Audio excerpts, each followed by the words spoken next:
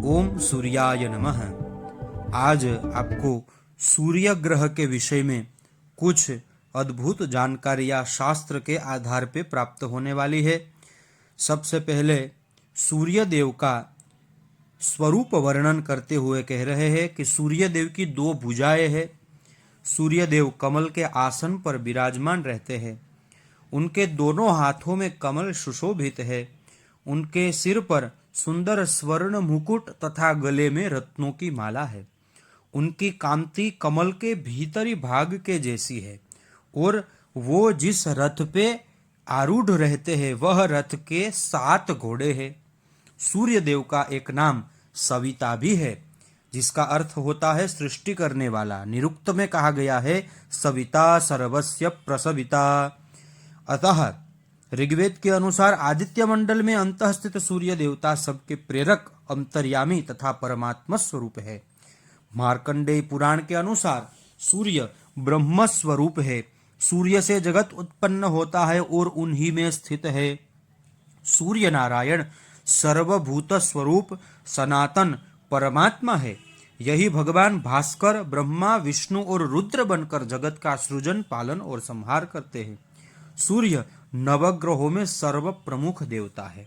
जब ब्रह्मा अंड का भेदन करके उत्पन्न हुए तब उनके मुख से ओम यह महाशब्द उच्चरित हुआ।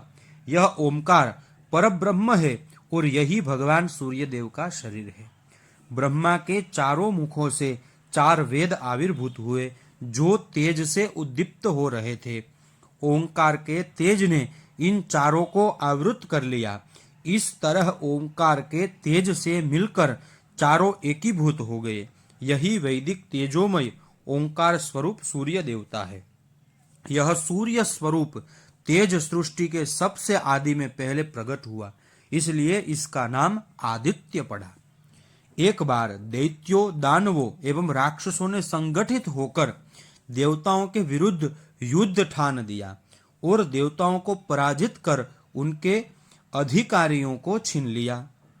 देव माता अदिति इस प्रकार विपत्ति से त्राण पाने के लिए अपनी रक्षा के हेतु भगवान सूर्य की उपासना करने लगी।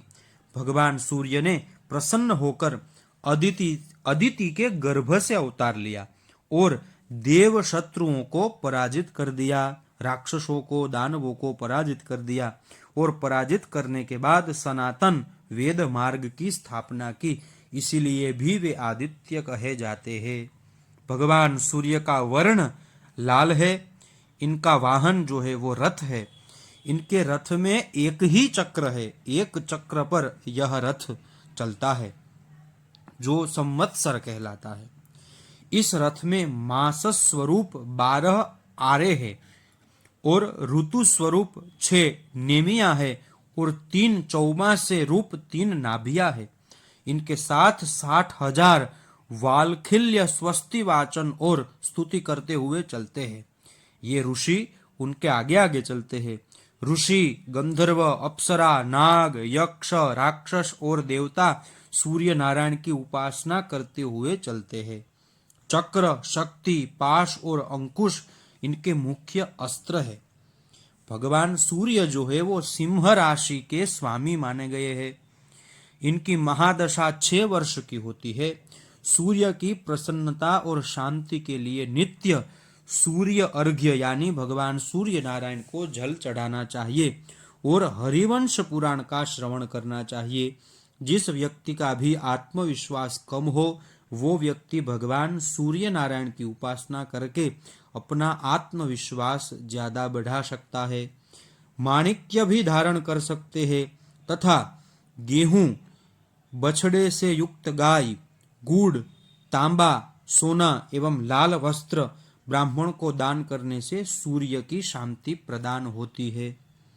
यह सब दान के जो भी द्रव्य है वह सूर्य कृपा प्राप्ति के लिए अत्यंत श्रेष्ठ माने गए हैं।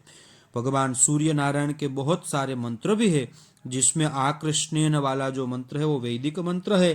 पौराणिक मंत्र जपा कुसुम संकाशम काश्यपेयम महाद्युतिम तमोरिम सर्वपापघ्नम प्रणतोस्मि दिवाकरम, यह पौराणिक मंत्र है।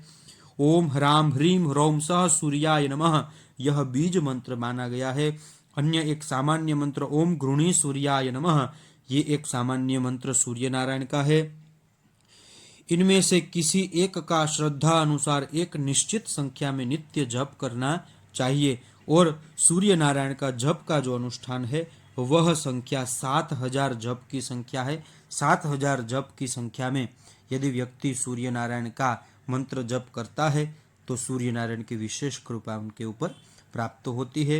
यह था सूर्य नारायण का शास्त्र के अनुसार परिचय। आप कुछ अन्य ग्रह के भी परिचय प्राप्त करना चाहते हैं तो आप इस कमेंट बॉक्स में लिख सकते हैं, तो हम वो ग्रह के भी परिचय आपके सामने रखेंगे। नमस्ते।